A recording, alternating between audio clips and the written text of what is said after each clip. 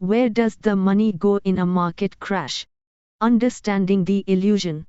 The headlines scream, market crash, and it feels like your hard-earned cash is evaporating. But wait. Before you panic, let's untangle the truth behind what happens during a market downturn. Market meltdown, a matter of perception. A market crash doesn't mean your money disappears into a black hole. It's the perceived value of your investments that takes a hit. Imagine buying a stock for $100. That $100 is still yours, invested in the company. But if the price crashes to $80, your investment is now worth $80 on paper. The actual money hasn't vanished. Why prices tumble? A tug-of-war between fear and opportunity. So, what triggers the price drop? It's all about supply and demand. When investors get nervous, they sell their stocks. This increased supply of shares pushes prices down.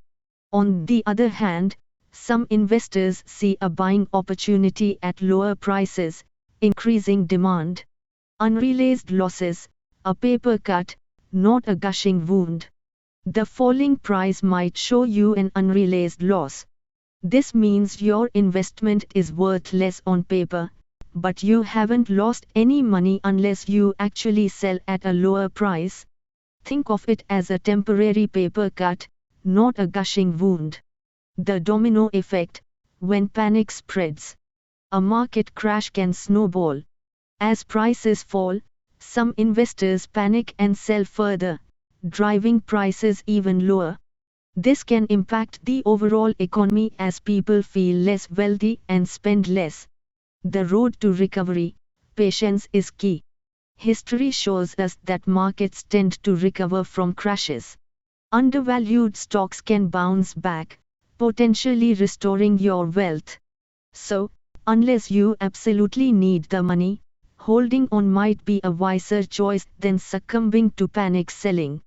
Beyond the headlines, understanding market dynamics. Market crashes are scary, but understanding the underlying dynamics can ease your worries. Remember, there's no central pool where lost money accumulates. It's a game of supply and demand played by individual investors.